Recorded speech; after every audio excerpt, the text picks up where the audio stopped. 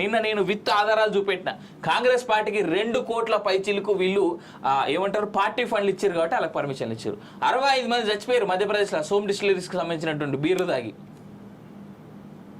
ఏం న్యాయం చేస్తున్నారు? ఏం తెలుసు ఈ సంస్థల గురించి వీళ్ళకి? మనకు పైసలు ఇచ్చేస్తే తెలంగాణ ప్రజల ఆరోగ్యంతో తెలంగాణ ప్రజల జీవితాలతో మాకు సంబంధం లేదు, సంపి బొందబెట్టరు తెలంగాణ వాళ్ళు అని చెప్పేసి పర్మిషన్లు ఇచ్చి రైలు ఏం విత్డ్రా చేసుకోలేదా గవర్నమెంట్?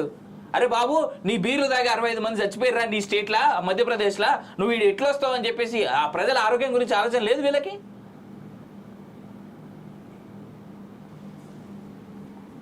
ఆలోచించాలి. ఇప్పటికైనా సిగ్గు శరం పెట్టుకొని తెలంగాణ ప్రజల ఆరోగ్యానికి ఇబ్బంది కాకుండా ఆపాల్సినటువంటి బాధ్యత ఈ ప్రభుత్వం మీద లేదు? ప్రజలుగా మనం కూడా దీని మీద ధర్నా చేయాల్సినటువంటి అవసరం ఉన్నది. నిజంగా వాస్తవాన్ని గొత్తెత్తి మాట్లాడాల్సినటువంటి అవసరం ఉన్నది. ఫ్లయింగ్ మంకీ అంట పొద్దుగానే నాకు ఆ ఫోటో వచ్చింది బార్ షాప్ నుంచి. ఫ్లయింగ్ మంకీ అని కొత్త బీర్ వచ్చిందన్న షాప్కి ఇవ్వాలా అని చెప్పేసి